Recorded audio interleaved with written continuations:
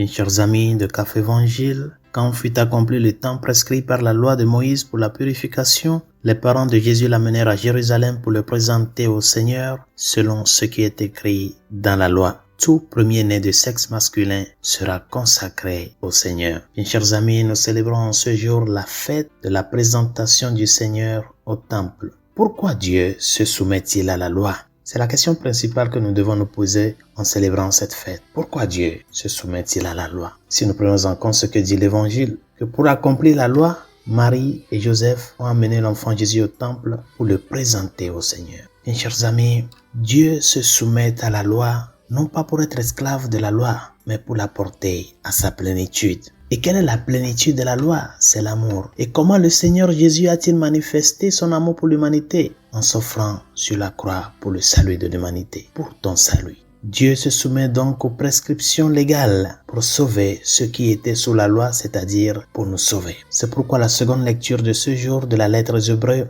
disait que Jésus a partagé lui aussi notre condition. Et ainsi par sa mort, il a pu réduire à l'impuissance celui qui possédait le pouvoir de la mort, c'est-à-dire le diable. Il a rendu libre tous ceux qui, par crainte de la mort, passaient toute leur vie dans une situation d'esclave. C'est ce qu'il a fait pour nous. Il s'est soumis aux prescriptions légales pour sauver ceux qui étaient sous la loi, ceux qui étaient engloutis dans la loi, pour nous racheter. Chers frères et sœurs, là où est Dieu, là est la lumière. C'est la prophétie du vieil homme Siméon lorsqu'il a reçu le petit Jésus dans ses bras. Lumière qui se révèle aux nations et donne gloire à ton peuple Israël. La Vierge Marie et Saint Joseph, par conséquent, en présentant l'enfant Jésus au temple, reconnaissent que les enfants sont un don de Dieu, qu'ils lui appartiennent avant même d'appartenir à leur père et à leur mère. Et comme les enfants sont un don de Dieu, ils doivent rayonner de Dieu. Et c'est la tâche des parents, chers amis. Aider les enfants à briller de la lumière de Dieu par l'éducation humaine et spirituelle que vous leur donnez. Leur apprendre dès l'enfance à mettre Dieu à la première place dans leur vie, à l'aimer et à le considérer comme la première raison de leur être et de leur existence. Parce que là où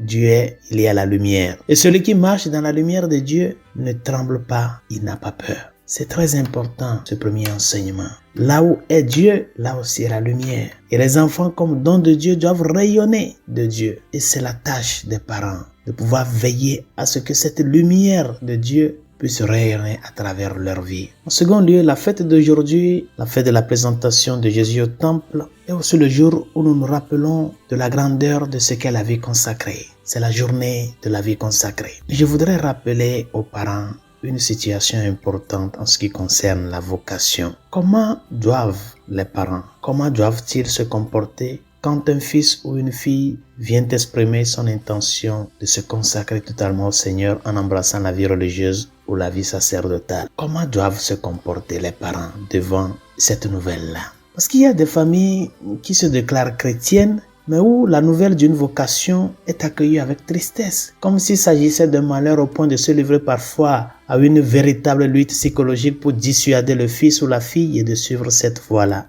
Et pourtant, ce sont des familles chrétiennes qui doivent savoir la grandeur de ce qu'est le don de se donner à Dieu. Chers amis, quand vos enfants vous expriment leurs inquiétudes vocationnelles, cela devait être un honneur et une joie pour vous, les parents chrétiens. Ne les entravez pas. Accompagnez-les personnellement dans ce choix qui n'est pas facile. Accompagnez-les comme vous avez l'habitude d'accompagner d'autres de vos enfants devant l'autel le jour de leur mariage. Accompagnez-les dans ce discernement-là. Soutenez-les parce qu'il n'y a rien au monde, et je le répète, rien au monde ne rend une personne plus heureuse que Dieu. Et les enfants qui se consacrent à Dieu, ceux d'entre de vos enfants qui se consacrent à Dieu sont plus proches de vous que ceux qui se sont mariés. Parce que celui qui est marié se préoccupe de sa famille. Mais celui qui se consacre à Dieu, il est plus proche de ses parents. Ne pensez pas que la vocation, la consécration d'un enfant, d'un fils, d'une fille est une perte de cette fille ou de ce fils-là. Ce n'est pas une perte. Vous n'avez pas perdu un enfant. Vous en avez gagné. Demandons au Seigneur, qui est entré dans le temple obscur de notre vie avec sa lumière, de rester, de demeurer pour toujours et de nous guider ainsi tout au long de notre vie pour accomplir ce qu'est la volonté de Dieu. Bonne journée. Dieu vous bénisse.